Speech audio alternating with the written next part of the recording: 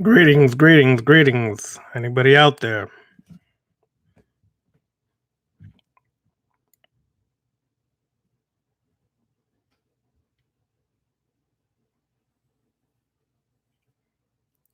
Greetings, greetings, greetings. Anybody out there?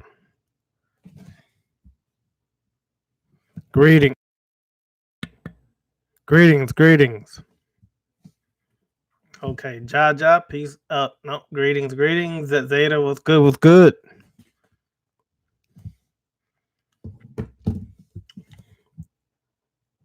What's good, Throne?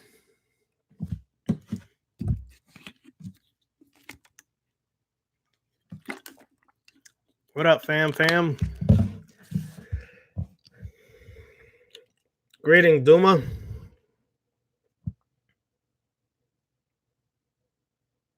Passion is everything, brother. Nina, hola.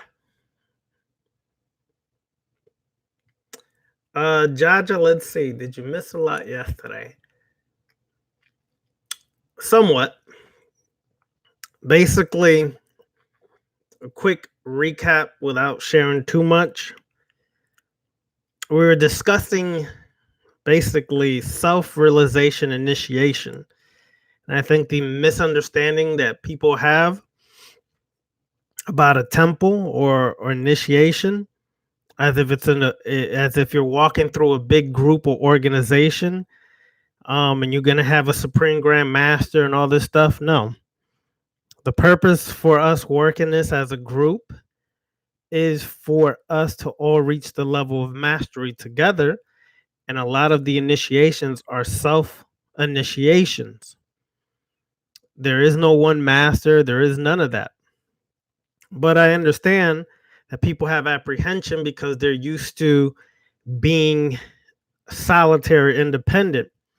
But the purpose of a group, an order, or a coven, or anything like that is for individuals to motivate, support, and basically push each other to receive or to receive greater knowledge, wisdom, and understanding to push us for greater heights. Sometimes as a group, you need that, but there is no one master. There is no one person that's going to be above the rest. Everybody is walking the same path, trying to get to a level together. So basically, that's some of the stuff we discussed. Um, and sometime this week, I will have the self realization initiation where you're performing your own initiation and realizing yourself as a vampire, as a Luciferian, and as a Sith. One of those three or all those three, depending on how you feel. That was really what the purpose was. Lady Shalise, that's Zoom. We do that on Zoom, which is like it's like Skype, but it's more for group meetings. It's a bunch of us we can have up to 100 people in a room. Normally we do these private classes on Thursdays when people sign up. This week I'll have the information to sign up for it, and then from there you can go from there, and we'll start having private classes on Thursday on vampire magic, or the different facets and aspects of vampire magic. And that is not recorded, and it's not recorded for the specific purpose and reason that people are going to share personal insights, personal, techniques, or personal uh, things that have occurred to them. So we don't record that purposely so that people are not afraid of their personal information being put out there. It's considered more of a private class, but it's in a stage where we can, in Zoom, you can actually see each other. You can actually speak to each other, actually communicate. We could all hear each other and see each other. So yeah, that's pretty much a quick recap without sharing too much. But this week I'll have the sign up information and the self realization initiation all set up for people who want to take vampiric classes. What we're dealing with right now, what we're dealing with right now is the vampiric magic, current sorcery. We're dealing with that aspect. And there's a reason why we're dealing with that. Vampirism is basically a path that you become more master over yourself, and you basically become the deific mask, where you become the god over self, and you determine your future, your present, and you take control.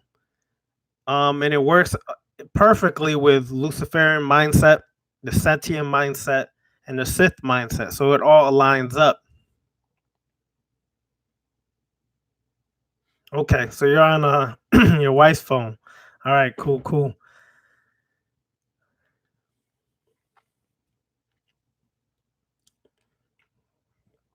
It's all good.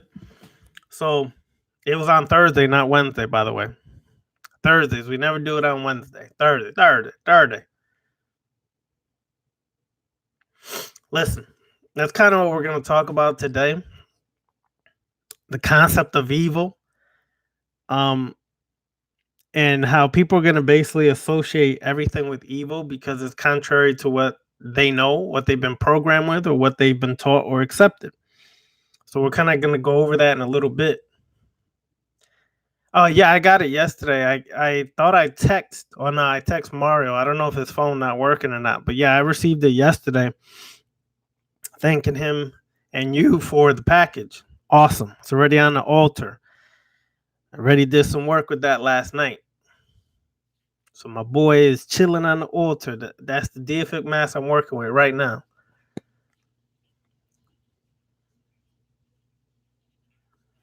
All right, cool. Wacky J, you always on the move, brother. Always on the move. This guy, this guy can never sit still. He's at the gym. He's in his car. He's walking around. Unbelievable, son. You got that energy, huh? Hi, 305 Capricorn. Hello.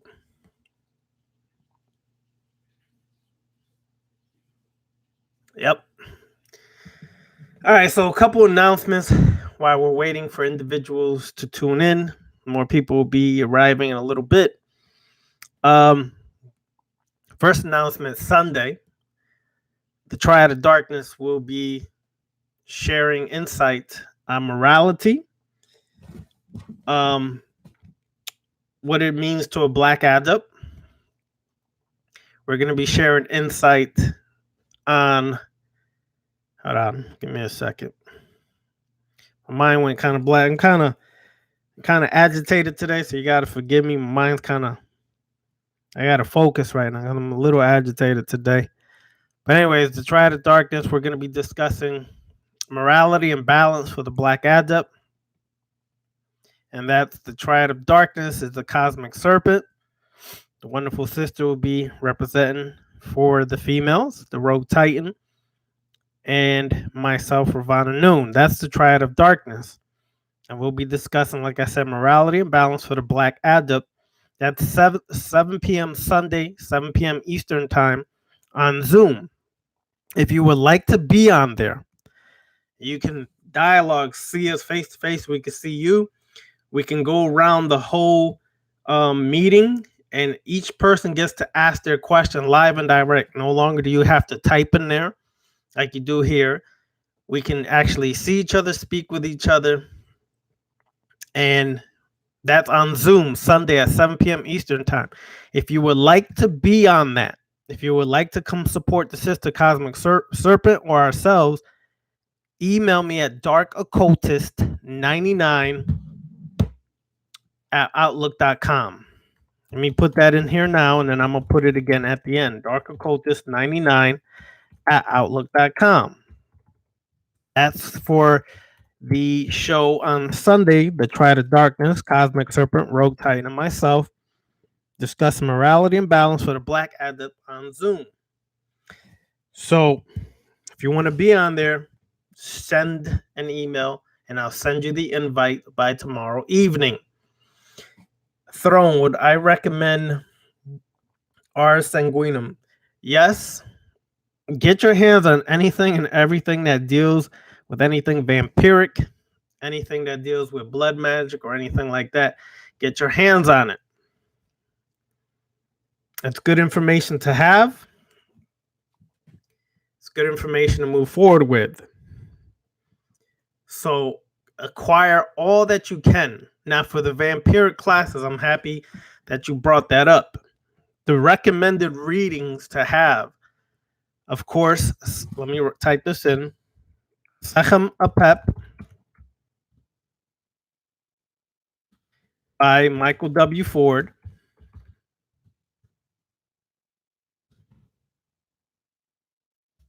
Also, well, I can't believe my mind went blank again. Oh, Vampire Magic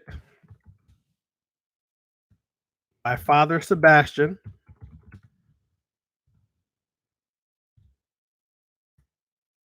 Yes, Sechem Apep, Typhonian Magic by Michael W. Ford. Get that book.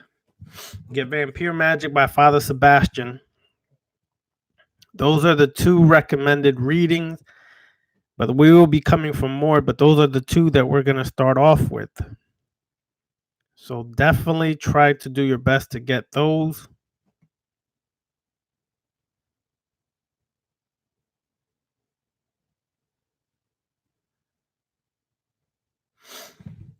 Okay, do your best to get those. King Aurora, peace. I mean, greetings, brother. I got to stop saying peace. It's really whack. All right, so in essence, that's what we're rolling with. Demetrius, greetings, greetings. So that's for Sunday.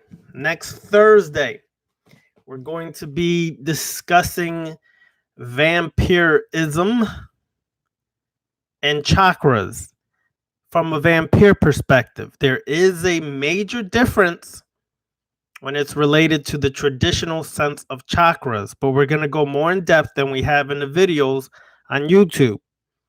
That's for a private class on Thursday. Again, this week I will send out the sign-up information for the vampiric classes that will go more in depth to be a part of that. Thursday, I'm just having a regular discussion, but more in depth on chakras and vampirism. And we're going to go further in and really relate how to work with them and use them. If you want to be in that private class, again, email me at darkoccultist99@outlook.com because that's on Zoom as well. All right. Then Friday, I'm going to be discussing something, but I'm not sure what the topic is yet. I mean, Friday. Yeah, Friday for next week. So that's where we're at right now. All right, so let us begin. Let us begin this evening. The nature of evil. What is the nature of evil on the left-hand path? Well, let's quote Emerson. No law can be sacred to me but that of my nature. The only right is what is after my constitution. The only wrong is what is against it. To understand the nature of evil is paramount towards glimpsing into the character of the antinomian spirit. Now, what is the antinomian spirit? That is very important to understand because the antinomian spirit is something that you're going to encounter quite often on a left-hand path. Okay? So, in other words, to deal with antinomianism is to reject the traditional religions, is to reject the man-made laws. Doesn't mean you break them. Keep that in mind. Disclaimer: do not break the laws and claim that you're just working your antinomianism, because you'll have a nice little room set aside for you. But be aware, it is going against man-made laws. It is going against traditional religious beliefs, dogmas, and things of that nature. So as you move forward, you're going to hear this quite often, antinomianism. Basically, to understand the nature of evil is paramount towards glimpsing into the character of the antinomian spirit. Your spirit working this path, left-hand path, the antinomian spirit is going to be about basically questioning everything and rejecting the norm, going against the norm, and standing opposite to the sheep mentality, the herd mentality, the group mentality. This is going to place you on a level of loneliness. And the reason I say that is because what happens quite often is when you walk this path, people see you as Mr. or Mrs. Know-it-all, or you don't believe in God, oh my God, etc., etc., etc. So that automatically makes you a black sheep, puts you in the corner wearing a dunce cap. Just understand and get ready for it. The antinomian is a reflection of this evil in the sense that the principles which govern their actions are based upon the transference of the pure form itself into the activities that the antinomian is engaged within. These activities can also be understood in a more muted and distant fashion in a sense of an affinity towards ideas that have been inscribed into the passage of time by the actions of other antinomians. Case in point, we're speaking about Set. We're speaking about the archetypes of that nature. We're even speaking about modern day mythos or lore, such as the Sith, such as Thanos, and things of that nature. If you watch closely these movies, they will make Thanos and everybody else like that seem evil or wrong. And even people who are in the left-hand path get caught up in the Hollywood emotional stirring. But when you really sit back and analyze this, is Thanos really wrong? Is Thanos really the bad guy? No, because if you really hear what he's saying, he's sharing the truth. But what happens is his views seem extreme. And because they seem extreme, the actions that follow his views seem very much extreme. But they're missing the point of why he would snap his finger to eliminate half of the population.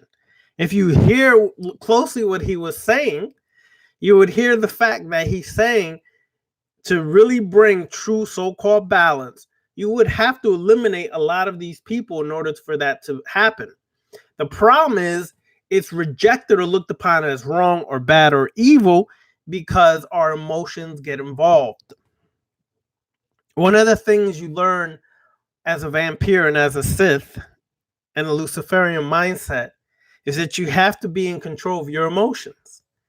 There's times where you're going to have to check your emotions and see, are your emotions being influenced by society? Is it being influenced by your cultural group? Is it being influenced at large from some external source? And a lot of times, if we're very honest, we're going to have to say yes. We are being controlled, influenced, and so thus our views or perceptions on things many times is not even of our own. Many times our perception or views about life is influenced from external surroundings, mostly your family and friends. But because they're our family, we've been convinced that they're almighty, all right, and we don't question them. And if we did question them, we got the big, thick leather belt. We got, in Spanish, we say chancletas, which is basically like house shoes or sandals got thrown at us. And that happened in African-American families and Caribbean families too. So we basically were whipped into shape to be to conform to society's standards and norms by our own family. This is where it started at. Our own family is responsible. That may rub us the wrong way now, but the reality is our family is the first initiators of our social conditioning that we presently are still trying to shake off through dark side rituals, through shadow work and things of that nature.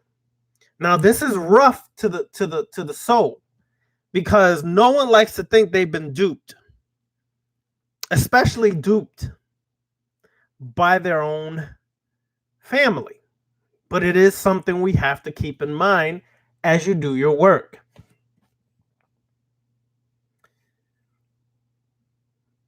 These activities can also be understood in a more muted and distant fashion in the sense of an affinity towards ideas that have been inscribed into the passage of time by the actions of other antinomians. Such affinities pick out patterns of ideas that extend into the cultural milieu and then retract, leaving their imprint upon aspects of the social fabric to be carried into the future, if they are recognized, that is. The true nature of evil is inscribed within the movement of humanity as various forms of cultural, political, environmental, and genetic inscriptions. Now, as I just was saying a little earlier, the nature of evil is already pretty much programmed into us from these institutions. Cultural, your culture that you were raised in, whether it's the at-large culture of America or United States of America, if you're from the islands, that culture, if you're from Africa and the different regions of Africa and the different groups or ethnic groups in Africa, that's also a stamp, etc., etc., etc. Politics, that's another game that's been played on us and we fall for it every time. Environmental and genetic inscriptions, your genetics, your race, and the environmental effects on us as a people. And his understanding is not forthcoming and not very easily recognized. Sometimes we have difficulties seeing and understanding these programs that exist within us.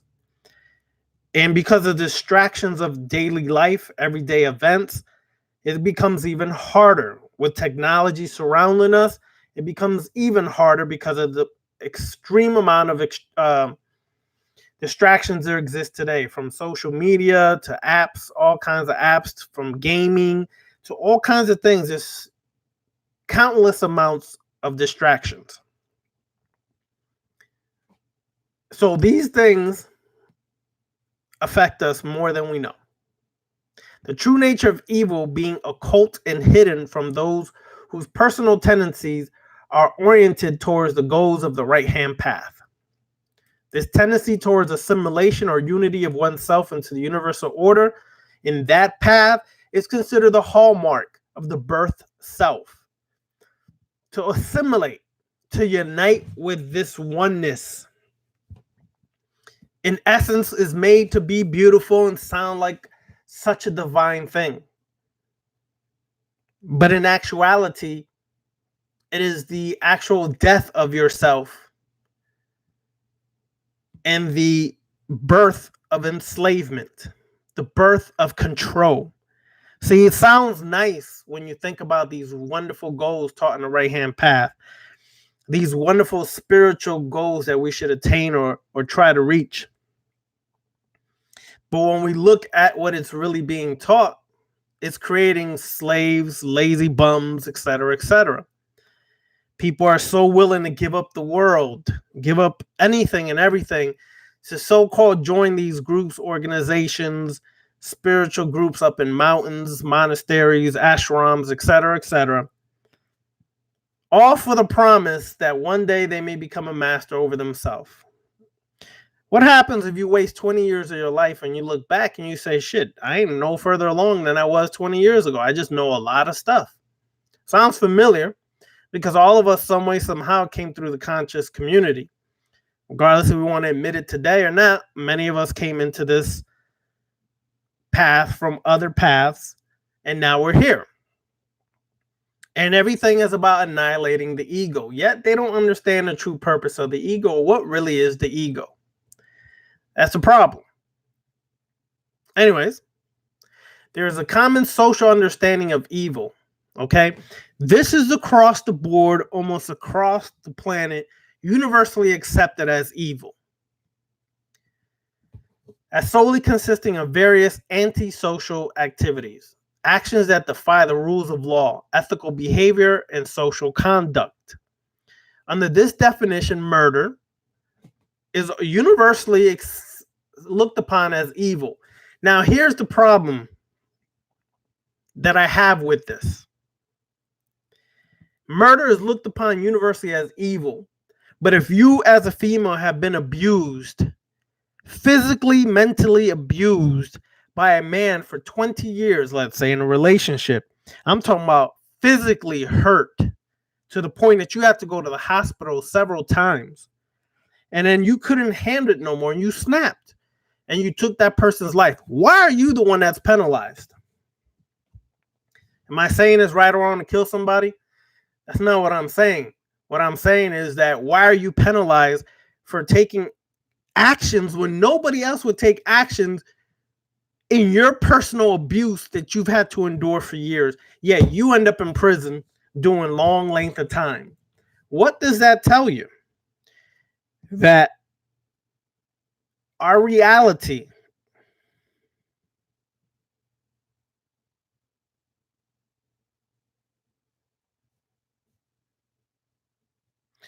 our reality is basically controlled and influenced by a collective consciousness, not the collective unconsciousness of Carl Jung, but we're talking about the collective consciousness. Okay? Keep this in mind as you go forward. We have to really question every part of this. Murder. Okay, I just brought up an example. Theft. Universally, that's considered wrong. However, if you're a mother and you have tried every means to be able to have a consistent means of income, to be able to provide for your children, let's say your children are 5 and under, and you've tried everything, all doors have been shut in your face, your kids are starving, they're becoming sick because they have no lack of continual substance or sustenance. You break into a department store to get some food, baby food for your kids. Why is that universally considered wrong? However, I don't see anything wrong with the fact that you're trying to do everything you can for your children when you've tried every other outlet, but the doors were shut in your face.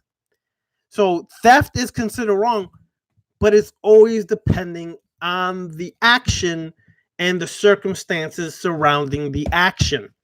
I'm sure if most of y'all had kids and you had to feed your children and you had no other means, you're going to find a way to get that food for your kids. And if you tell me I'm wrong, you might not need to be listening to this, okay? Because I'm going to tell you you're a damn fool if you wouldn't sacrifice it all for your kids. You should. You birthed them, you brought them into this world. They're your responsibility. And if you're going to fall for some social, religious, and moral conduct that really is skewed in a sense that makes no sense, then what are you actually saying? You understand? You have to really start questioning every little aspect that we're bringing up here for yourselves. Again, assault and various activities descriptive of criminal behavior are easily categorized as evil universally across the board. However, when we look in the context of personal and spiritual growth, the term evil is devoid of these types of activities. Within this context, evil exists upon a different plane of understanding, has nothing, and I mean absolutely nothing, to do with the common criminal behaviors that have been described. Now, spirituality can and does in some cases mediate the sociological causes of criminal activity through psychological transformation. All of this is part and parcel of psychological basis of initiation, which we discussed last night.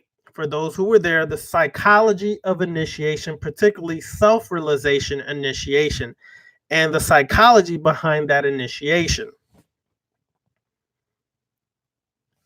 Okay, so All of this is part and parcel of the psychological basis of initiation, i.e., personal transformation into preferred states of consciousness. Sometimes your path is going to be looked upon as evil or negative because the way you walk in your path is contrary to what your family's walking, society's walking, and they're going to interpret that as evil. You're going to the graveyard to do a ritual. They're going to determine that as evil, and you need to be in a straitjacket sent to the loony bin. They're going to determine much of what you do on the left-hand path as evil. Get ready for it if you haven't already encountered it. You can't get swayed by other people's opinions. You can't easily get swayed about people's opinions about anything. If you do, you're no more greater or no more lesser than a slave. You're really walking the path of the slave because you're not thinking for yourself.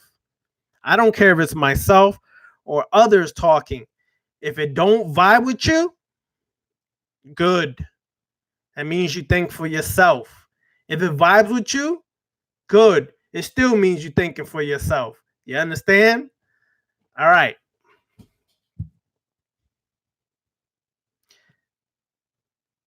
All right, let's keep going here. This last statement deserves a bit more elucidation to make clear. Behavior modification is a technique that operates as a technique in and of itself, regardless of the trappings that the procedure is enshrouded within. This is not meant to imply that the technique can stand alone. Rather, that the content of metaphor, symbol, myth, and religious doctrine, in most cases, that is placed upon the platen of technique is mutable, changing, constantly changing. The trappings give a personal significance. They also provide sociological and cultural political importance for the masses who partake or have knowledge of the conversion. The technique is a blank slate of psychological operations whose importance to the individual is obtained through their cultural and social conditioning. This is what we've already been discussing. So what is really being said here? We are first saying that behavior modification occurs as the result of psychological operations techniques. Right now in society, I don't care what path you walk, we're going through a psychological onslaught. That's what we're facing right now, psychological warfare. The media, social media, mass media, whether it's movies, television, Facebook, Instagram, is psychological warfare. They've already done numerous amount of psychological studies, clinical studies on the effects of Facebook. And it's been determined that Facebook has a habit through its system and through its techniques of creating sociopaths. Don't believe me? Do the studies yourself. Myself and others that are in this room this evening do a lot of psychological studies. We study the clinical psychological results, environmental psychology, social psychology. We study the results. We study all of these things because it's an eye opener. Because when you really study it closer, you can see what is being done to the masses. This is why the purpose I use Instagram for is just to post about these classes. And sometimes I post a couple of things here and there. Other than that, I'm ghost, son. I don't be on there for that long, for that much, for nothing. Don't waste my time with it. Facebook, not even on there. Don't roll with it. Don't want it. The only other social media I'm in, and that's not really, I don't consider it social media, is Pinterest. That's because I could go throughout the internet and pin what I want, what I like, and put it in a folder. And I have a lot of sneakers, and that's another story. But anyways, I could put stuff there I want to get later. Put it that way. All right. So let's keep it moving. All right.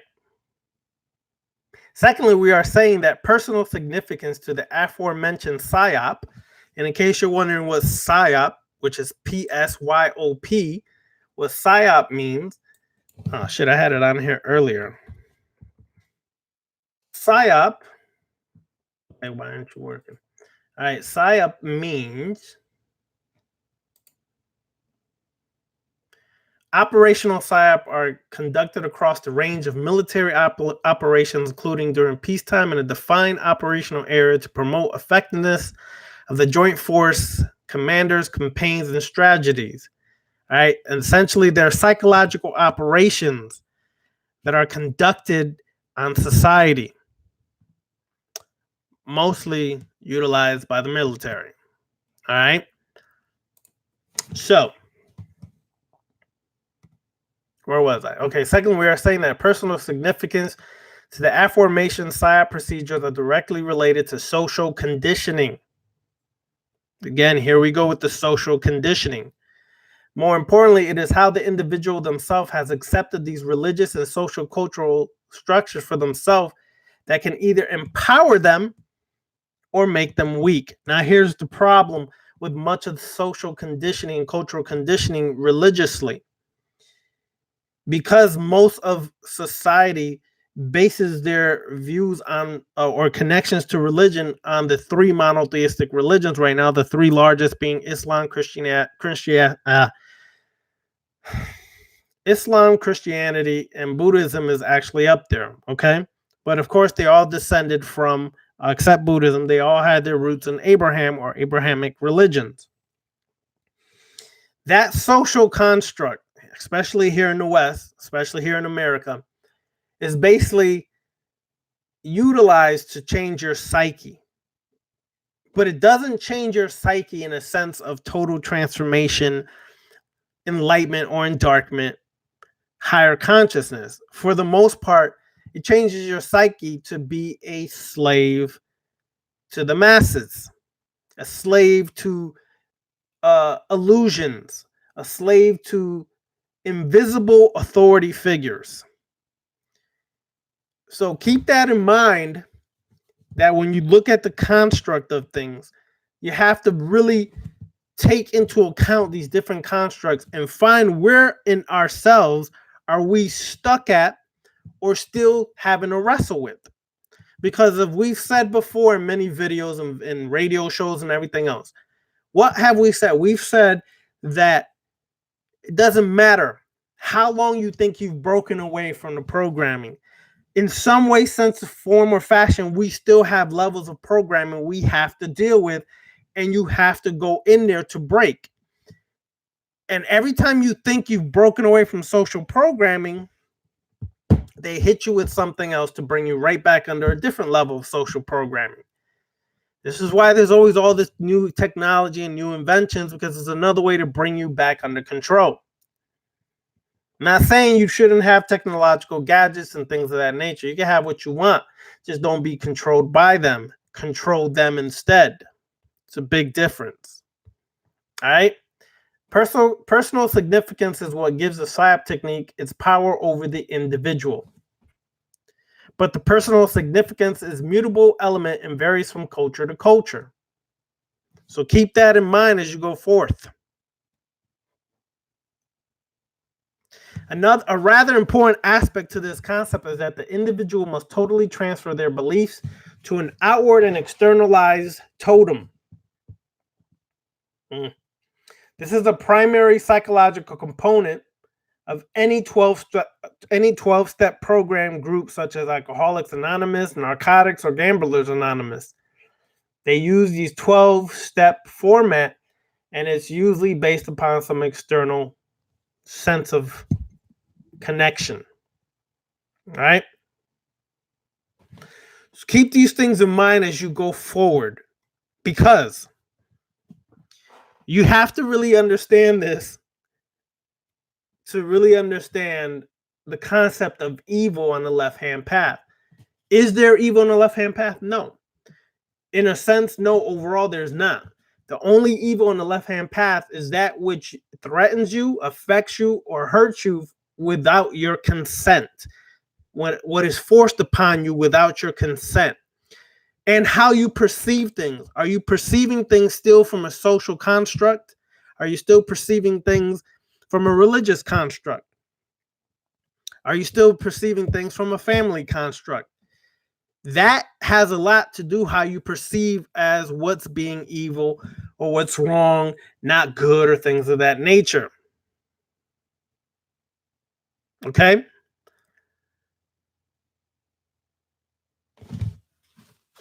So keep those things in mind as you go forward. Now, what I would like to do is segue into another aspect. First of all, the PDF file I'm reading from is the Technician's Guide to the Left-Hand Path. If you don't have it, get it. If you need it, email me. I got it. There's other people or individuals that have it in the room, and I'm sure if they do, they're going to put their Google Drive link to get it. However you get it, get it. The Technician's Guide to the Left-Hand Path is a must-have in your Left-Hand Path library. Keep that in mind. Now I'm coming from the book Luciferianism Alter Ego by Richard K. Page. Or Richard K. Page, my bad. It's called Beware Diablo. Diablo is not the devil, although often associated with the Diablo is not the devil, although often associated with the form by people who naively choose pious belief. Diablo is the deceiver, neither good or evil. Whatever side you think you're on, that is the illusionary adversary there to fight you. Manifest in all your fears, even those which are unknown quantities to you, thereby creating an illusion conforming your worst fears. Diablo feeds on your hatred and your opposition. That is the opposite of balance. Since the day you were born, materialism, of which Diablo is Lord, exists in 3 dimensions of your physical reality and has been conspiring against you. Diablo will take any side that is opposition to you, or rather, becomes the opponent to the self. To many, they call that Satan. However, you think that being a Satanist is selecting a side. I assure you, it is not. Jehovah is not your enemy. Satan is not your enemy. Diablo, in the guise of piety or religion, can be your enemy. Why? Well, that is the deceiver. The deceiver will tell you that you age. That is not real. Only physicality ages. You see in your physical presence all things you hate: weight, hair, loss, physical shape, are highlighted. Your blemishes and imperfections making you focus on your ugly self. Using the perception of all that is despised by you, you ultimately become due to the law of attraction. If you choose Christian, he will become Satan. He will become pagan. He will become Allah. He wants you to be deceived into hating others. He is dividing your spirit to hate the material world and those in it, including yourself. The adversary is never going to represent you, for you are God. You are Yahweh, you are Jehovah, and if you become Satan, then you are Lucifer, you are Azazel, and he, the adversary, the trickster, Diablo, will become Jehovah, he will become Allah. One of the hardest things to do as Luciferian is to objectify all that you view as being reflections of yourself. I hope this nomination of Diablo helps you realize the objectiveness of extracting yourself from division, from conflict, even within your own wall or will, so that you approach all things with objectivity. All that you hate is merely another incarnation of the divine spirit within different material aspects. All that you hate is yourself. You will eternally be fighting this demon. He is not you, and you simply have to realize this to gain objective and become a wiser person. He will create physical laws that seem reasonable simply as part of the trickery, which, using a similar foundation method as described earlier, he will grow and strengthen until all you can see is this point of view. He will create the reality and the public opinion, but ultimately there is and will always be the self. Realize that Diablo is within you as God. You control the level of influence each entity has over you. Simply, you are the Diablo. You are the Diablo, in essence, is everything you hate about yourself, every aspect of yourself that is pointed out about you that you can't stand. That's Diablo, the adversary to yourself. It's the eternal war that exists within you. And what we do is we externalize that and blame it on external fictitious characters and call it Satan, the devil, Shaitan, etc., etc. But in essence, that is you and has always been you and will always be you. And as long as you continue and as long as you focus on external things, these things will forever control you. These things will always control you because essentially it is the self deceiving the self, keeping you distracted from yourself, keeping you distracted about the work that needs to be to be done. It is the self being distracted by external opinions, external beliefs of others, and we accept it as true. That's essentially the Diablo. That is what evil is. What we consider evil is all these things that we never deal with ourselves that are constantly and foreverly through programming affecting our behavior, creating vicious cycles that exist to this day. And the nature of evil, essentially, on the left-hand path, is what you let be evil according to what your perception, your views, and your programming is all what is determining that. How do you overcome that? Well, we've discussed this plenty of times. You overcome that by confronting every aspect of yourself that you refuse to confront. People, I'll give you an example of what I mean. Don't think negative. When negative thoughts arise, quickly get rid of it. Wrong. If you just a thought arises, you look at it, you so-called embrace it, which you really don't. You just embraced it there for the moment, and then they tell you to let it go. That's wrong. Let me tell you why it's wrong. Just because you embrace something negative that crossed your mind, then you just let it go like it's some little fairy flying around, doesn't mean you've actually dealt with it. What it means is you put it off for another time. So that which came to the surface, which was trying to help you acknowledge some shadow aspect you needed to work on, you just did a disservice to yourself because you acknowledged it, embraced it, but did nothing about it. You released it. You let it go like it never really had an effect on you. Yes, it did, and yes, it does. Because if that technique really works so much, and why the hell the world is still in such a chaotic state is because people think they've dealt with stuff, and all they're doing is burying that deeper and deeper and deeper within their shadow self, and they don't confront it. What do I mean by confronting it? When it comes up, you face it. You face every part of that which you hate the most about yourself, or that which is controlling you or programming you, or those wounds or traumas that are still affecting you and creating vicious behavioral cycles that you can't break. There's various ways how you can do this. You could do the mirror technique, which I've shared with many people. You could go into the woods and do the Kali technique, where you can see each and every one of your shadow or weaker parts of yourself.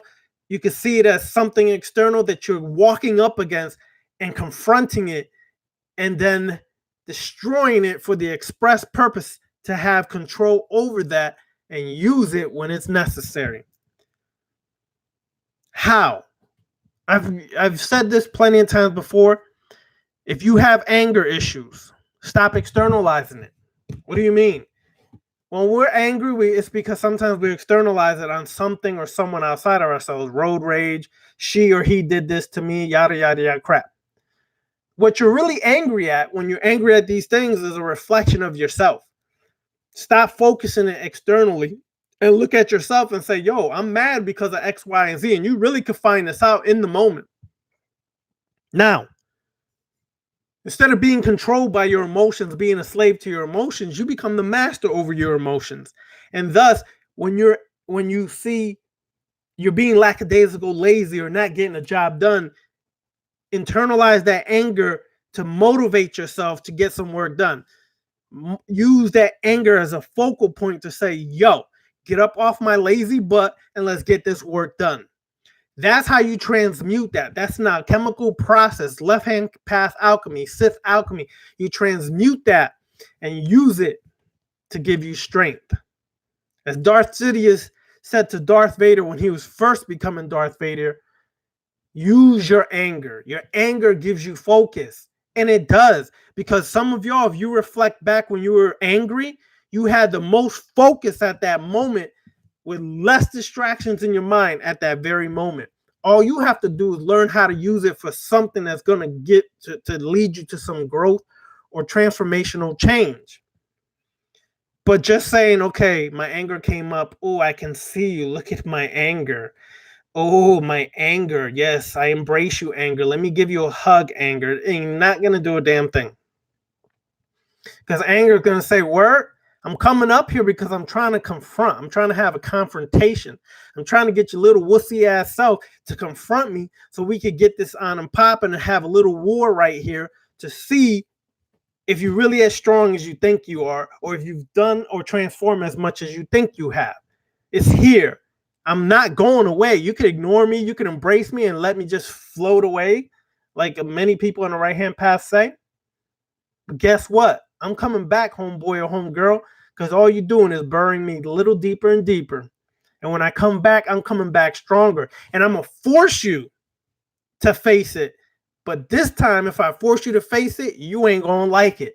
That's your true self trying to get you to realize, but it's using aspects of your shadow self, aspects of your emotions, your wounds, and your hurt that's still affecting you to get the job done. But we ignore that because we want to meditate it away. We want to float away. When I use meditation, it's introspection. It's active meditation to get to the deeper layers of my abyss, the abyssic subconscious mind, to draw back the layers that have been buried so deep or push down the walls that are trying to protect that wound so much. That's when I use meditation in that sense to get deep into that abyssic mind to do the work of the shadow. I'm not going to sit there meditating because I'm trying to levitate, open my third eye and everything else. Cut the crap. People are still trying to open their third eye and still haven't mastered their root chakra. Nonsense. You can't even stabilize yourself. You don't even have a secure sense of survival, but you want to jump into the greater heights and mysteries of your chakras and go to the brow chakra. I want to open my third eye because why? Oh, because I want to do this, this, and that. Dude, you ain't even mastered the basics of your life, but you want to go over there and do some hocus pocus stuff. Stop getting it twisted. Master your basics. The problem that I've seen through years walking these paths is that people jump around. They have no discipline. They jump one week, they want to be Wiccan. The next week they want to be some crap. Next week they want to be black magic. The next week they want to work with the Mesopotamian and Sumerian deities. Next week is Necronomicon. The next week is I want to work with Vampire. But damn, dude, you keep jumping around. Where's the mastery? Where's the discipline? Oh, I'm following my spirit. Which one? Huh? What do you mean, Ravana? You do realize that you have multiple spirits speaking up to you at any point in time. Give you an example. If you haven't had your DNA done, and please do not use that conscious crap on me saying, oh, the DNA is tampered with. It's not really real. Really? Well, if your butt was in a predicament and that DNA was what could get you off of a serious situation, you would be glorifying DNA after that. But because it's not coming out with the historical or racial background you want, you're going to disown it or deny it. But if it helps save your life, you're going to love that DNA from that day forth. Please stop it. All right. So the reality is, if you really do a DNA study of yourself, and some of this information is in your historical family background, if your family kept it, you're going to realize that you have various groups inside you. If you're African, if you think you're mostly African, cool. And you have, let's say, 80, 90% African, but you have 10% that is great from Britain, English or Scottish. Now you'd be like, yeah, but I'm mostly African. No doubt. There's no disagreeing with that. But there's a problem. That 10% still has a voice and will reach up and call to you. And then if you don't pay attention to it, because we still holding on to some old mentality, old programming from the conscious community or other aspects, you deny it or ignore it because it's not black enough, or I just can't accept that part of myself because of X, Y, and Z. Yeah, I understand all the historical, I understand all that stuff. The fact is that voice is always going to be calling up to you. And when I say, people say I follow my spirit, I say which one, because you have multiple voices regardless what you think, running through you from various ethnic groups, nationalities, or racial backgrounds. Here's an example. If you're African American, you could be predominantly, let's say, from the Congo. Some may be from Yoruba. Some may be from Igbo. Some may be from Wolof, predominantly. But even then, you had a mixture of these ethnic or tribal groups. So you could be 40 or 50% Wolof, 30% Igbo, let's say, and 10% Yoruba. And some of these tribes didn't get along till they got here. And the only reason they got along here was because they had to survive. These conflicting spirits are reaching up or calling from you or calling from within you because it's all through your DNA. And it's making you jump from this to this. And sometimes it's going to distract you because when you're trying to master a path, it's going to try to make you jump so that you don't master that path. Because if you gain mastery over that path, you gain greater mastery over yourself. You stop feeding certain spirits. They don't want that. They don't like that. They want you to feed them. They need you to feed them. So of course they're going to distract you and make you jump around. That doesn't mean you still can't work with that spirit that keeps coming up and keeps telling you, yo, come here, come here. You just got to be the God over yourself and say, listen, spirit, hush your mouth. And once I've done walked this path long enough where I feel I've gotten beneficial results, not just material results. I'm not talking about the external results. I'm talking about beneficial results as far as your shadow work, as far as that psyche and the change within that psyche. Once you feel that you've gotten that accomplished, then move along. That's why I've been suggesting for a few years now. Don't jump. Take at least 6 months to work with one current. 6 months or more to work with one current to really get some work done and some transformation to occur. If you keep bouncing around, you're gonna be a, what do they say? What's that old saying? Shit, my mind went blank again. A jack of all trades and a master of none. That's what happens a lot. Because we want to justify it by my spirit's calling me here. My spirit told me to go there. Yeah, because you never gave one path long enough for it to really take a hold and transform you. So you're going to go to the thing that makes you feel like, oh, this is more powerful. Oh, this is going to make me feel like this. Or this is going to do some serious stuff. But you're losing the focus of the real work. What magic really is all about is to cause change on a psychological, spiritual, mental level, not for some outer power. Oh, I did some hoodoo ritual and now this person's limping on one leg. Great. We all could do that. I'm sure of it. But are you still limping on one stupid idea that hasn't let you pass on and transform to greater heights? Because you just refuse to deal with that.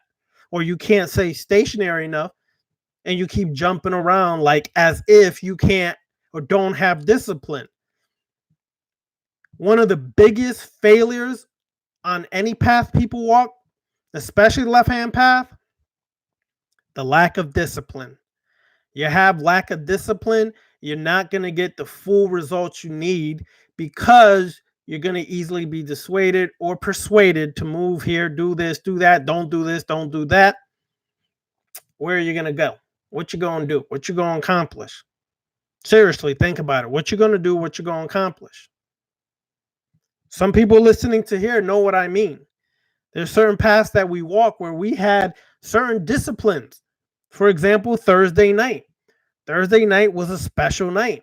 It was a spiritual night. It was a night of fasting. Then it was a night of breaking that fast. Then it was a night of doing spiritual work on that. because your stomach was not weighed down with the gross elements to weigh you down, so you had a little higher vibration. We did spiritual rituals on that night all across the planet. People understand that. That's a form of discipline. Every Thursday, you knew you had to do this, do this, do that.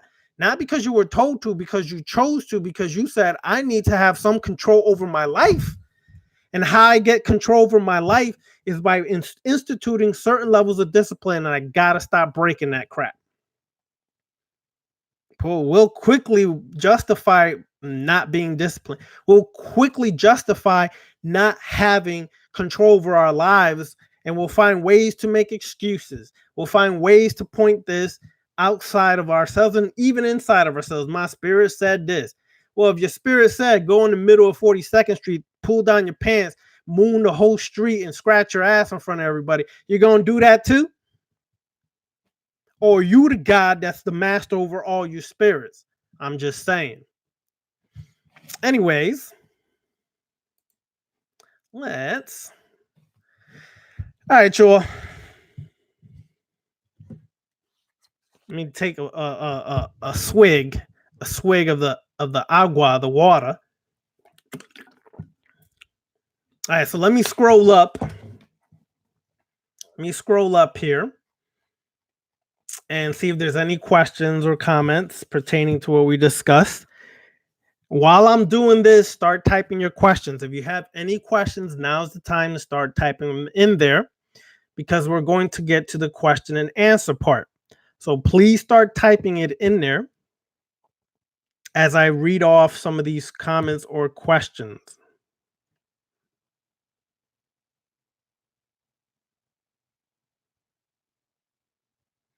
Toth Alchemy. Whoa, I ain't seen you in a minute, son. My man used to, but I know he was always busy. My man is a master of banking and all kinds of stuff. So, well, he's actually on the phone with his bank, but he's a master of a lot of different things that I know. So he be doing work. Good to see you, Toth Alchemy. All right.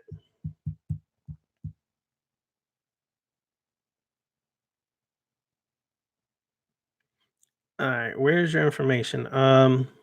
Clarify. I'm not sure what you mean by where's your information. All right, brother Ken.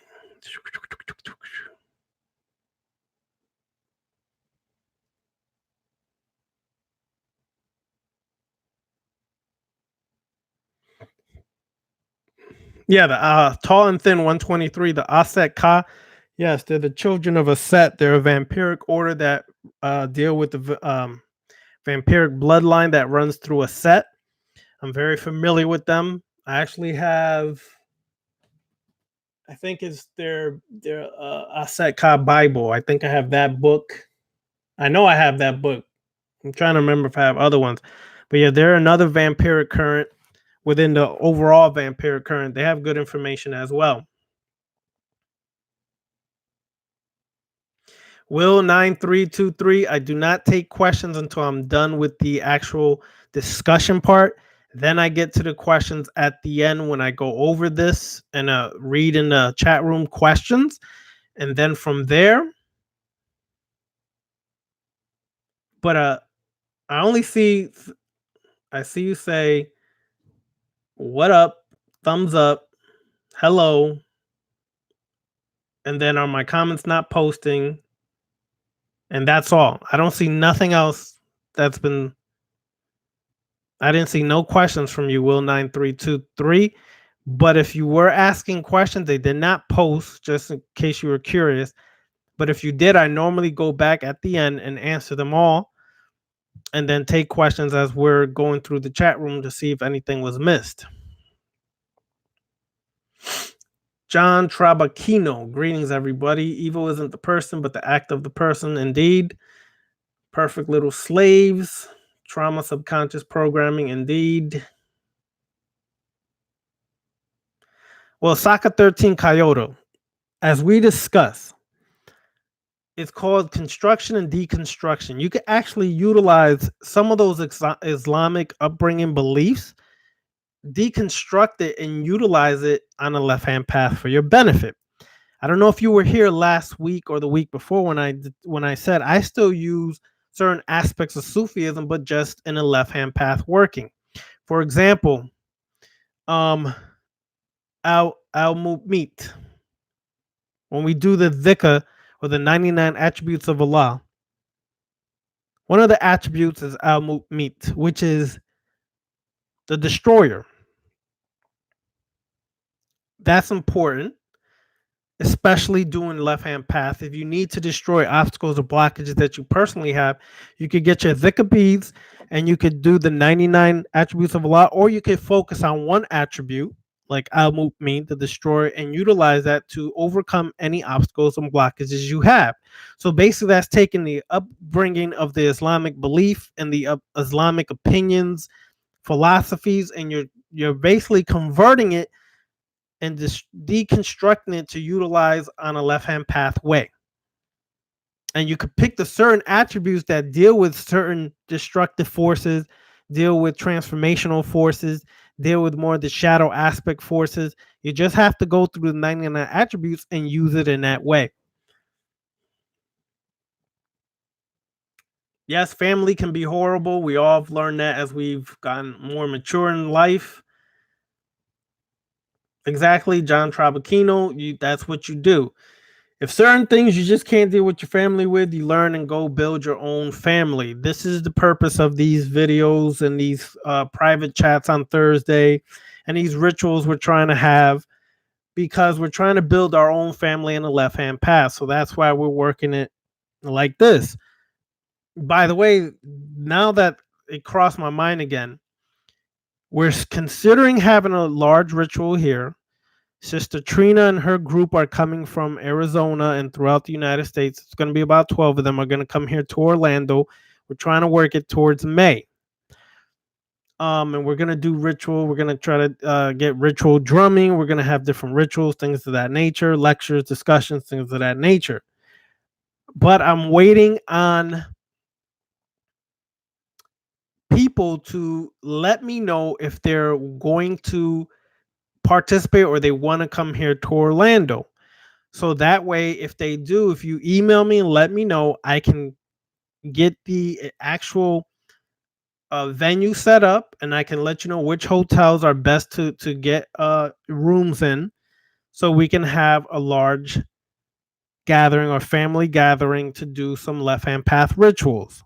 So I'm just waiting on people to let me know if they're interested in making that happen. If you are, again, the email address is darkoccultist99@outlook.com. All right, so keep that in mind.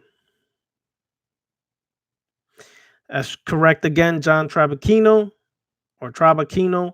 Government is a social contract to govern the people. One must cut away from the government. Indeed.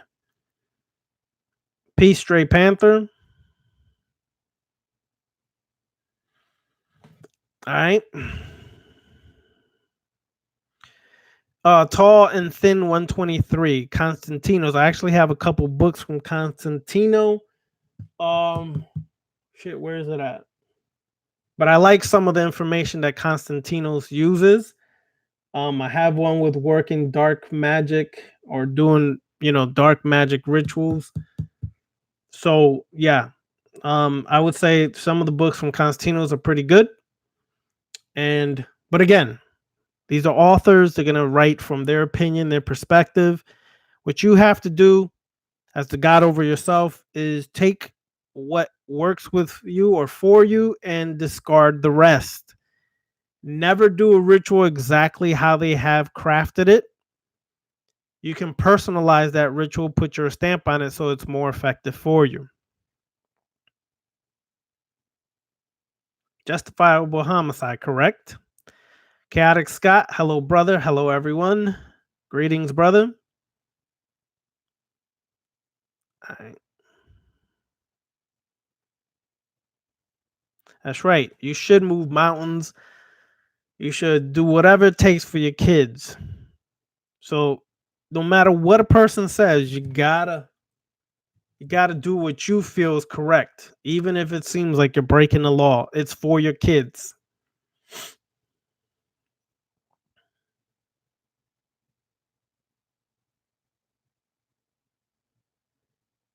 Okay. Damn, right near Roman Catholic Church. Yeah. There was one in this neighborhood, but I think they got a bigger facility.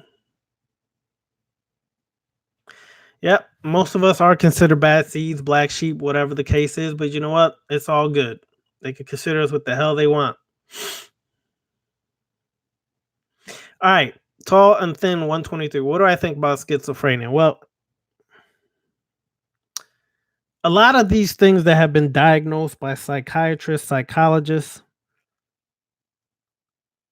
in a way, I feel that some of it is them trying to diagnose a spiritual condition that the individual has not yet to understand within themselves. So it kind of wreaks havoc and takes control of their life because they haven't been taught, shown how to deal with these spiritual gifts or abilities, so it can become haywire. And then it becomes all these different diagnoses and definitions of ADTD and or whatever it is, and schizophrenia and everything else, multiple personality, da da da da. A lot of times, these people were never taught how to deal with those spiritual gifts, and it becomes something that goes awry.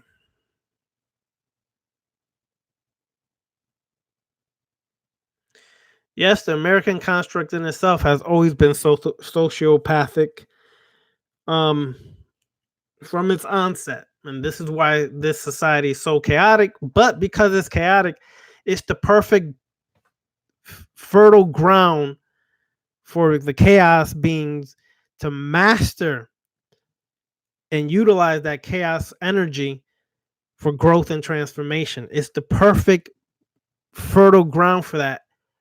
But it's also such a disordered society that unless you have the mindset, the adversarial mindset, the antinomian mindset, it's easily to get confused or devoured by this society instead of using the adversarial current to master and overcome society and not becoming what they consider the construct of a sociopathic. Okay.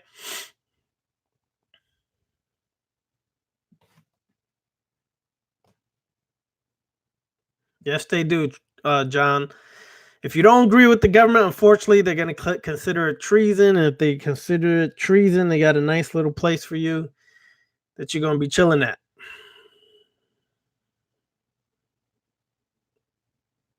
You could do a Google search. If you have Scribd, some say scribed.com, they have it in their PDF files or document section. I'm sure you can find other locations. If not, like I said, let me know. darkcultist99outlook.com. I will email it to whoever is interested in the book, The Technician Guide to the Left Hand Path.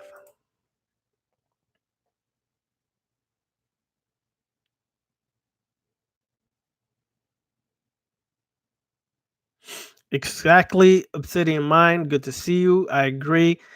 She states, I see the benefits of using the model of the adversary to strive against all that is of the hive mind. Very important. The hive mind is what we're living in today. It is almost kind of symbolically shown in the Matrix, the movie The Matrix, people of the hive mind and how hard it is to break them away from the hive mind. They're essentially a slave to themselves, to their emotions, and to society forevermore. When you try to wake up these slaves, you become the bad guy. You become the devil. You become the adversary because you're making them focus on something that they're refusing to face.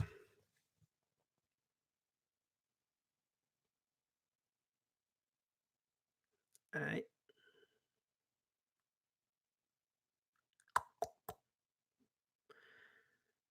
Okay.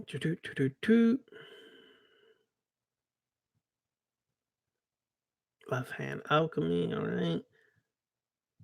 Yep. Kindle app is good to have too. There's good books you could get through Kindle, a lot less than actually buying the book. So, but I utilize Scribd and Kindle and things like that for various reasons. But one of them is I get to read a book from beginning to end, and see if I want it or would like to get it from my personal library so I could have the physical copy. If I read a book from beginning to end and I feel it's not something I really needed, I read it, took notes on it, but I felt I didn't need it for my library, so I didn't spend money to get it. All right.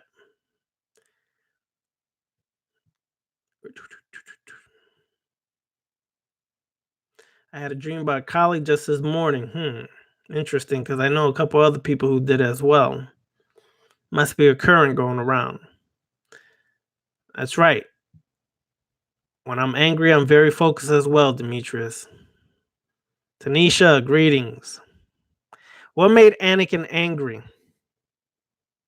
Lies. That's one of the things that made him angry was lies by Darth Sidious, as well as the thought of him killing Padme, which he actually didn't kill Padme, but Darth Sidious lied to him to maneuver and manipulate him and control him. That's one of the things, the biggest things that made him angry was the loss of his wife because he was emotionally connected to her on many levels. So the attachments is what drowned him or controlled him. Here's the thing about love and attachments. One of the best definitions I've ever read about love and attachments was by Khalil Gibran, the book The Prophet. I know some of you have read it before, and if you haven't, read it. It's a good book, and it will help in certain aspects, help you understand certain things. But Khalil Gibran says, let me see if I can find it because I got to read it. I have the book, but I ain't going to get up and find it. I got too many books to go through. Let me see if I can find it.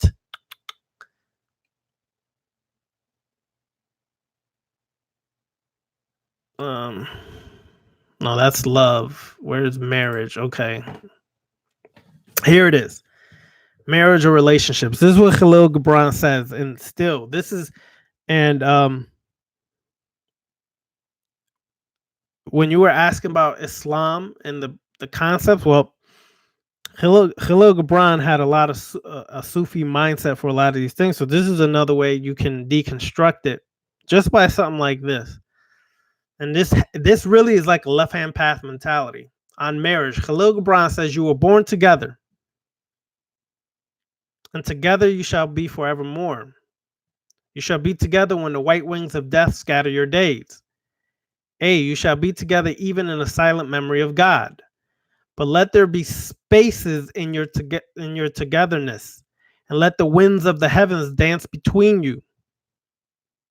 Love one another, but make not a bond of love. Let it rather be a moving sea between the shores of your souls. Fill each other's cup, but drink not from one cup. Give one another of your bread, but eat not from the same loaf. Sing and dance together and be joyous, but let each one of you be alone. Even as the strings of a lute are alone, though they quiver with the same music. Give your hearts, but not into each other's keeping, for only the hand of life can contain your hearts. And stand together, yet not too near together. For the pillars of the temple stand apart, and the oak tree and the cypress grow not in each other's shadow. That, my friends, is one of the deepest, dopest poems I ever read on marriage or relationships, attachments. This right here helps you avoid the level of attachments. Attachments can be possessive and obsessive kind of nature. When you keep this in mind, that you should love one another, but not a bond of love you should make. Let it rather be a moving sea between the shores of your souls. Fill each other's cup, but do not drink from the same cup. Essentially, to me, this is saying maintain your individuality, maintain who you are, and stop losing yourself in the other person. You lose yourself in your partner. You're no longer yourself. You're now part of them. You become a part of them, you're no longer yourself. Attachment can kill you, and it can lead you to kill others. Keep that in mind as you go forward. Okay. Shit, it skipped. Give me a second, y'all. Okay, here we go.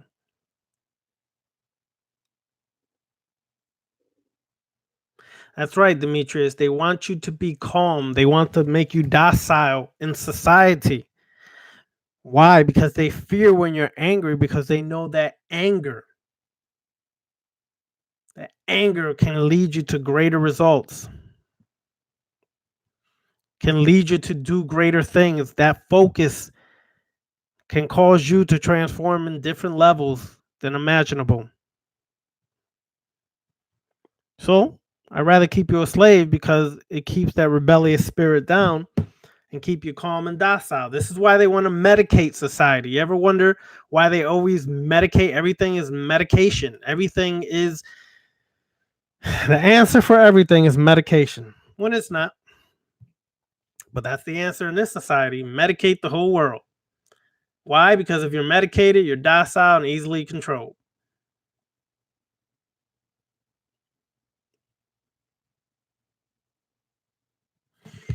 Right? Also, the murder of his mother was another thing that angered Anakin.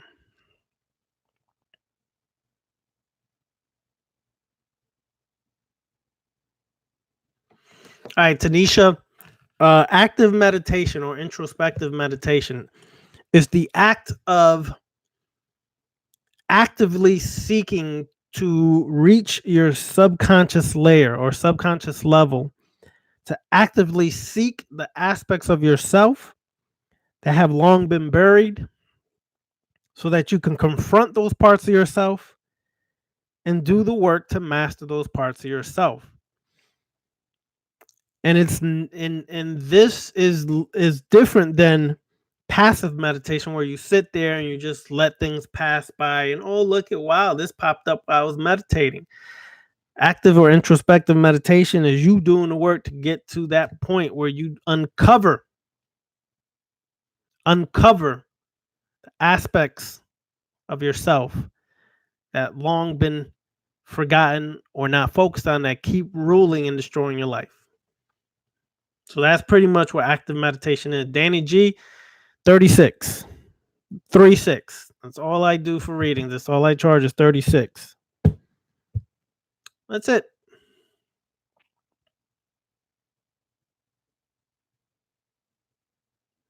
That's right, Andre Pope. Oh, now you want to switch phones. That's right, Andre Pope. T'Challa and his tribe didn't really get along with other tribes. They only came together when it was necessary. And that's still an example of why there's conflict within melanated people today sometimes, because we have conflicting tribes and we're trying to get along today. Mm. Mm-mm-mm. That's right, Obsidian Son. Discipline is the hallmark of a strong will. Listen, discipline, disciple. You know, people used to hear disciples, disciplines, right? Well, disciples is essentially people who are willing to learn to be disciplined. The more disciplined you are, the more control you gain over your life. The more control you gain over your life, the more you can really be the God over your life. The less control, the less disciplined you are, the more unstable you become.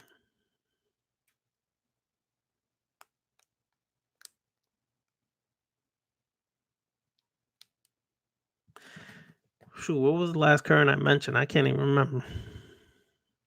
King Shango, greetings. For building a Sith holocron.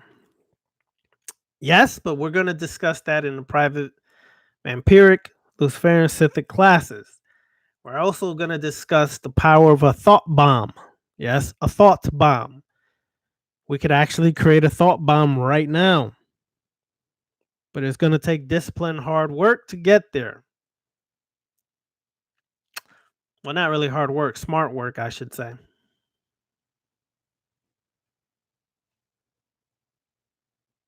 Oh shit! It jumped again. Okay, where it go?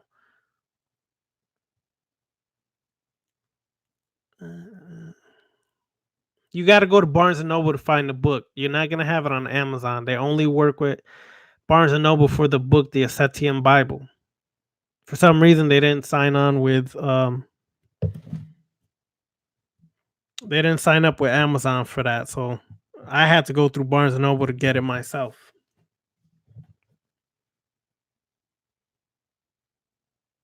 MK Ultra. I ain't seen you in a minute either. All right. The highest love is the love of self. Yes, that is definitely true. But for some reason, we're taught to love everything but ourselves. That's right. Demetrius Khalil Gibran is the man. See, this is the thing, y'all. You get on the left-hand path and people think everything got to be dark, mysterious, evil, satanic. Oh, I just got to go so gruesome.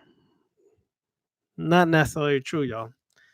What you do is, like I say, you construct, it's called deconstruction. You go to old things, old systems, old religions, traditions that you walked or were forced to walk, and you deconstruct it and use it on the left-hand path for your empowerment. So just because I'm on the left-hand path and I deal a lot with working the shadows and the dark aspect, as a Luciferian, I understand that I have to master the shadow to give birth to the light. I have to raise up from noon. Wonder why that's in my name. From noon to Khepra, the son of the morning star, Khepra, Lucifer.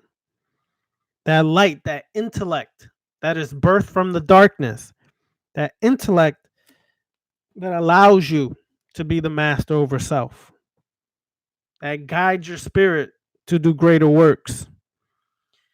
So I use that as an example because just because I'm on this path does not mean I'm not going to still study and read many things from Khalil Gibran. You're damn right I'm going to read Khalil Gibran, because on this path, I understand his poems on another level than I did when I was actually walking those paths on a right-hand path. So when you read it and study it now, you'll be like, I get it. I get it on a different level now. That's right, Obsidian Sun. The solitude of loneliness is the invincibility of a master. Indeed. Diamond Williams. I'm sure you're chewing as you are live on break. I'm pretty sure you're chewing something. And give me a thumbs up if I'm correct, because I can visualize you chewing right now. Anyways. All right, y'all. So any other questions, y'all? I went through the chat room. There's more comments than questions.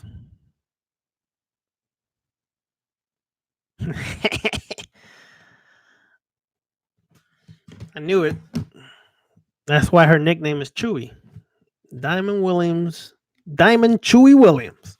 That's what I'm going to call you from now on. I just have to say this for all my sports fans. The hell are my Giants doing, y'all? I just don't get it. Got rid of OBJ. I know he's a pain in the butt with his behavior, but still. Anyways. Yeah, another losing season for the Giants. God damn it. Obsidian Sun, working on it. I actually got some of the materials necessary and needed, so I'm working on it. Yep, working on it. Trust me. There's a lot of things that I work with the Sith path that I don't bring up on the videos a lot, but I do it in the private videos. So, yeah, that's one of the things that's definitely necessary, is creating your own personal holocron so that you can impart the knowledge and wisdom that you learn and pass it on to future generations.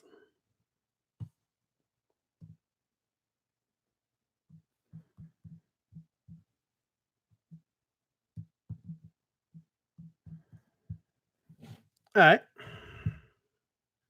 Good.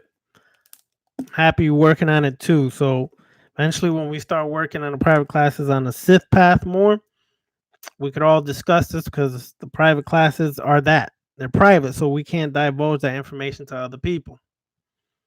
That's kept within the little discussion group there. So, like I said, um, again, while I'm waiting for other questions to pop in, because this is what happens all the time. Questions don't pop in. Then I'm about to close out, and then people start asking questions. So, again, if you weren't here earlier, announcements.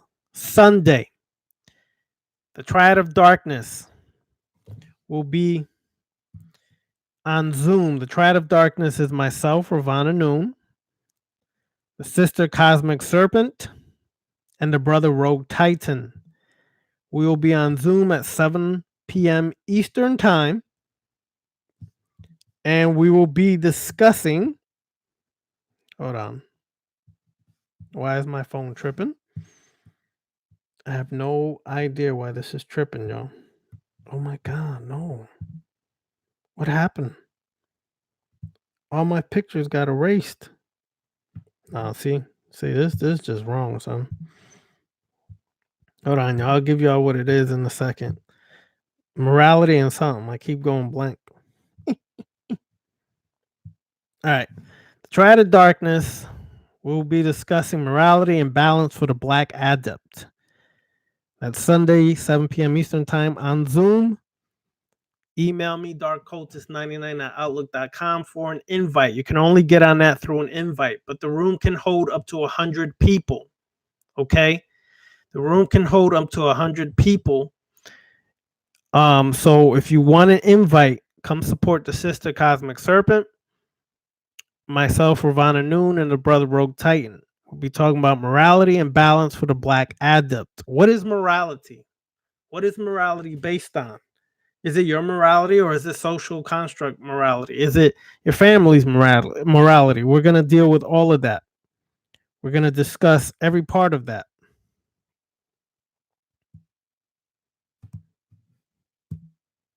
So let's get that popping. Thursday, we're going to be having a private class going over vampirism and chakra techniques. In vampiric path, we work the chakras very differently than we do on a right hand path or mainstream mentality. It's going to be a private class. That's invite only. Again, darkcultist99outlook.com if you want to join that. That's going to be the segue to the vampiric classes. The first step of the vampiric classes is a self-realization initiation. You're going to do a personal initiation, your own initiation over yourself on the vampiric current. You're going to realize your vampiric current or your vampiric path, and you're going to understand it more. That will be finished and sent out sometime this week, and the information to join the classes will be sent out this week. If you're interested, email me, darkoccultist99 at outlook.com. Then Friday, I'll be doing another live YouTube session. Don't know what the topic will be yet, but it surely will come up soon. And I'll put the information on Instagram. And I'll put it on YouTube. I'll post it. You know, you'll get a notification. If you don't get notifications, you have to hit the bell. If you don't get notifications from this channel, you got to go onto my page and hit the bell so you can keep getting notifications when there's actual classes or videos that are up there. All right. Yeah, I've actually heard of the Crystal Skulls. Do I still have the book? I think I might still have the book around here. But yes, I heard about the Crystal Skulls. They're in a way kind of similar to the Sith holocrons. But yeah, I did some studies on that.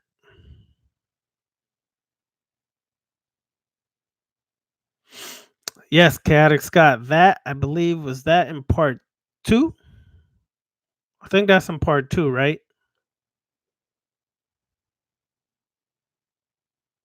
Is that in Arula too, or the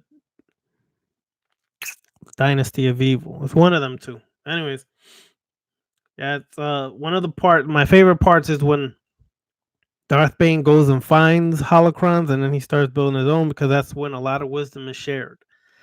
A lot of wisdom.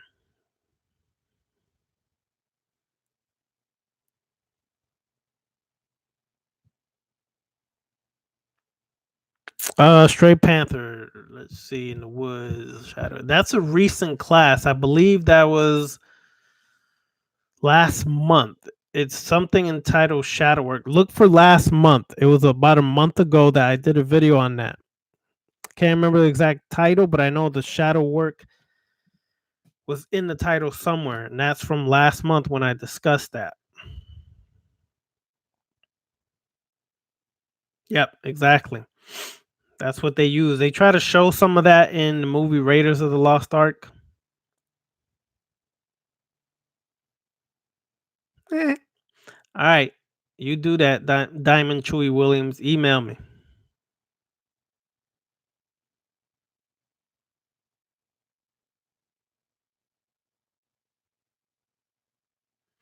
Correct. Crystals are also um, able to be used as holocrons. That's why crystal skulls were similar to holocrons as well. Johnny Kilroy, good to see you from Australia. How you doing, mate?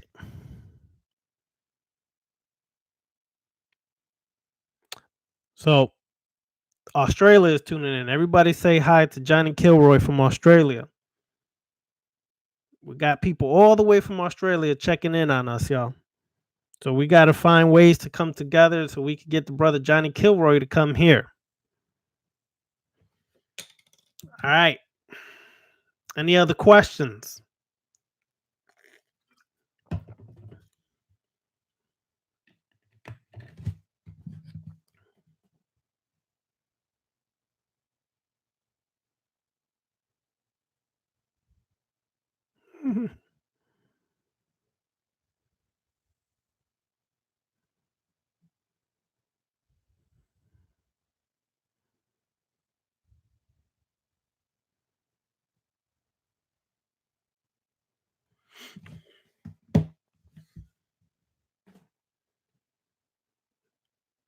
Great. Yep. Love to you too, brother. Sending out love to the Australia family. All right, y'all. Any other questions? Hopefully, Johnny, go back. This will be uploaded shortly after we finish.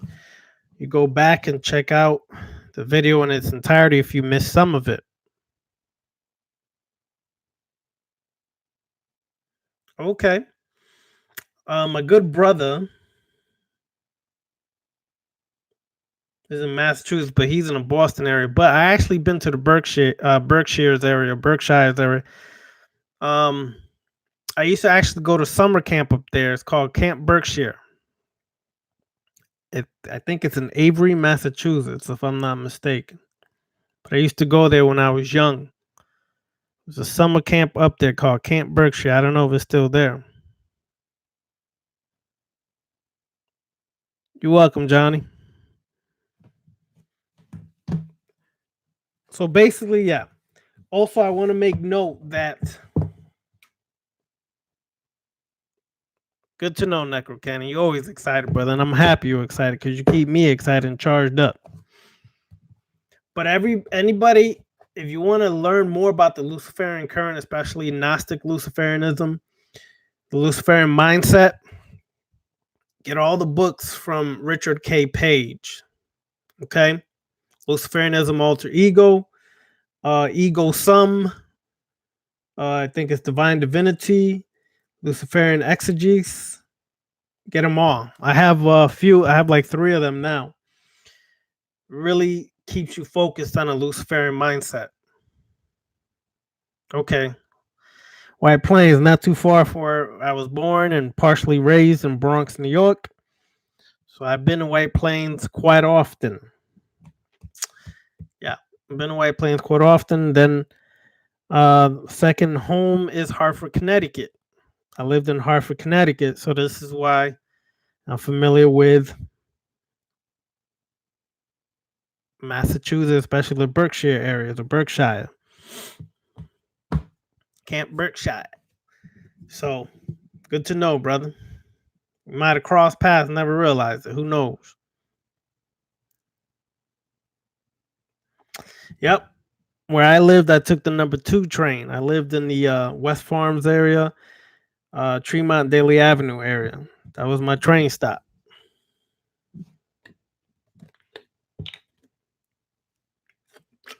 That's it. Discovering the divine. That's it. That's it. Thank you, Duma. Discovering the divine. Luciferian Eagle Sum. Alter Ego. Powerful, man. Get them. For the vampiric classes, get the Vampire Magic by Father Sebastian. Get Sechema Pep. There will be other books I recommend later, but that's just to begin with. All right? That's just to begin with. We're going to, like I said, Thursday, go deeper into chakras and that in a private class. And then from there, we're going to open up the vampiric classes, go in knee deep, even deeper than the knees. We're going to the abyss of vampirism. Yeah, Jaja, I'll give you an example. Myself, I used to have a lot of anger issues when I was younger. Shit, I had an anger issue earlier today, but I learned to channel it because I almost lost it. How would y'all feel if you find out you had fraud? Somebody had frauded your information for student loans. Yeah, well, I just had to deal with that today. So, anyways, let me give you an example of what you could do about anger. When you're angry, like we said earlier, it's when you're most focused. So take that anger to focus on something you want to manifest, and you can create a ritual on the spot, because that anger fueled by passion is going to be so strong and focused that it's going to manifest. Sure enough, it's going to manifest. So you can actually, let's say at that moment you feel angry, internalize it for something that you're trying to manifest, whether it's some transformation within you or something external. Channel it towards yourself inwardly, and then unleash it back out in the ritual sense. Whatever it is you're trying to manifest, unleash it back out. Passion is one of the most powerful things that connects to desire that can help manifest any ritual.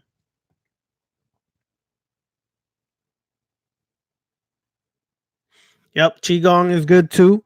Like I've said in other videos, all of y'all, if you really want to learn how to work with this vampiric current, if any of y'all have experience with Tai Chi, Kung Fu, Jeet Kune Do, any of these different martial arts paths, it's going to help you in a vampiric sense. If you practice yoga, it's going to help you in a vampiric sense. If you practice Reiki, it's going to help you in a vampiric sense. So keep that in mind, because like I said, don't think you have to let go of those practices that you mastered or walked years ago. If you were a Reiki practitioner, you now learn the current of energy, and you, as a vampire, you can actually learn how to manipulate and absorb that energy even better than someone who's never even worked with manipulating energy. My field for manipulating energy is prana, or pranayama, as I should say. Okay, the breath. There's a lot of stuff I'm gonna share in a vampiric private classes about how to use the breath in your ritual that is not mentioned in a lot of these books. But one thing I do every morning, and it's good practice for some of y'all if you're willing to do this, is the fire breath. You should do this every morning because the fire breath is almost like a cleansing breath. It heats up your body, heats up your blood, and it starts to basically cleanse the stagnant energy within your bloodstream, within your natural current within yourself. The fire breath essentially is breathing rapidly from your diaphragm down here. And you can't really see it, but down here is your diaphragm. A lot of Westerners, we breathe from the chest. That's shallow breathing. You're not really getting an in-depth breath that helps cleanse and purify the air and bring it through your body to basically electrify the oxygen within your blood. So what you do is you do it from your diaphragm in a rapid pace. So it's like, I'm gonna see if I could do it. You don't bounce your shoulders. Some people tend to do that at first. Let me see if I could do it.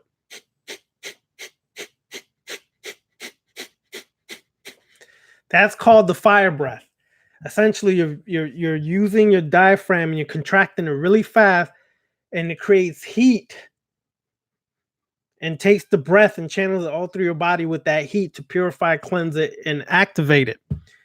You should try to do that every morning, okay? Especially if you're going to be in the vampiric class, because I'm going to show you other techniques from there that you could utilize in a vampiric magic sense, okay? So always learn the fire breath. It is important. Then I'm going to go further into alternate breathing, how to utilize alternate breathing, or alternate nostril breathing, as sometimes it's called. I forgot the actual Sanskrit name for it. But alternate breathing, and then how to use it in a vampiric sense. Correct. So that's one of my techniques. That's what I really learned to utilize and how to manipulate energy was through the breath. Some of y'all may have learned through Tai Chi, Kung Fu, Karate, Judo, whatever. Some of y'all may have learned to yoga. I also learned yoga. That's the path, other path I came from as well, is through yoga. As a vampire, you should utilize yoga as well to learn how to manipulate energy. In essence, everything you do, okay, everything you do is about manipulation of energy.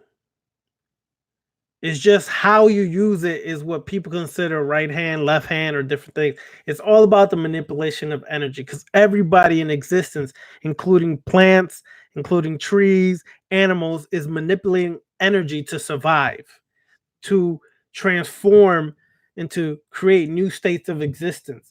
You have to learn how to utilize that in your existence, walking your path. So practice the fire breath. I'm telling you now, for those who practice it, you'll feel the difference if you practice this consistently. Here's where discipline comes in. Consistently every day for a month, you're going to start really feeling a difference.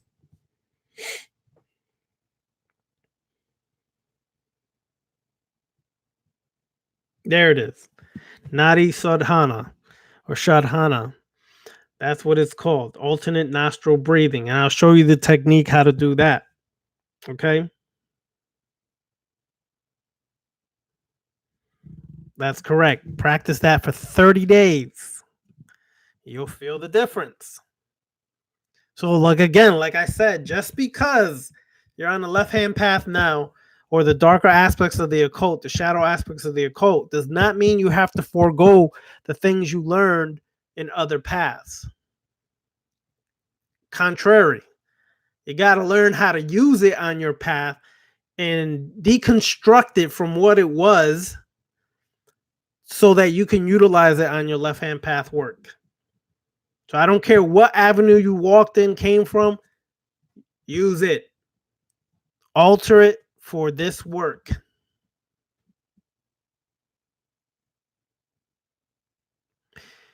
That's even better. So some people can utilize such things as like the brother Scott said. He meditates in a hot shower. That helps. It can stimulate. It can stimulate the senses. It stimulates different things. Another thing that I want to bring up because I just forgot. I forgot this, and I don't want to forget. Um, they have a place here in Orlando, and I'm sure in your cities they have a place like this too. It's called Indigo Float. Indigo Float is basically sensory deprivation.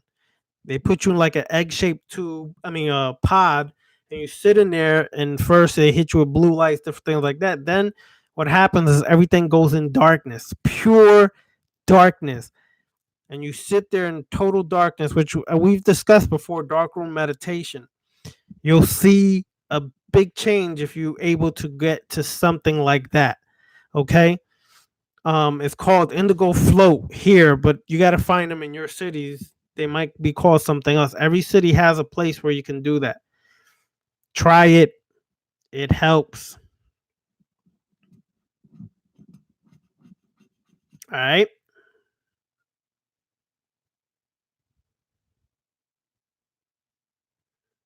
Excellent.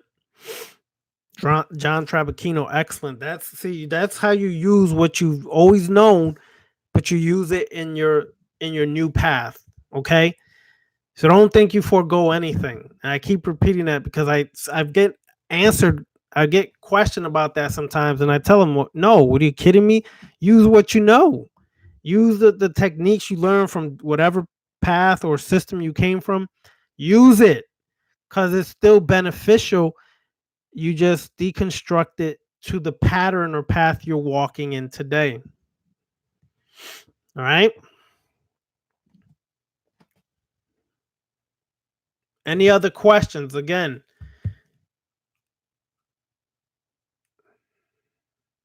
Boynton Beach, yeah, that's South Florida. 3 hours, that's about 3 hours from me. That's good.